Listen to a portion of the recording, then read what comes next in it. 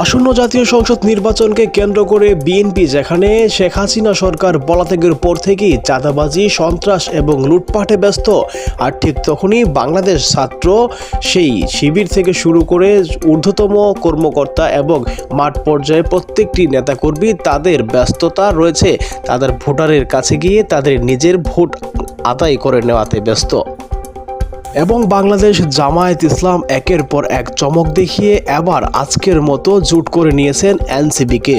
যেই এনসিপির নেতার মধ্যে 95% নেতা হচ্ছে জুলাই বিপ্লবের সেরা অন্যতম নায়ক।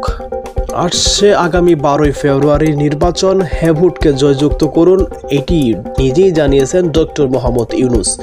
এবং জামাতের পক্ষে থেকে কোরআনের আলো এবার সংসদে জ্বালাতে হবে বলেছেন উলামায়ে কেরাম। সবকিছু মিলে এবারের নির্বাচন সুষ্ঠু, অবাধ, নিরপেক্ষ নির্বাচন হতে চলেছে।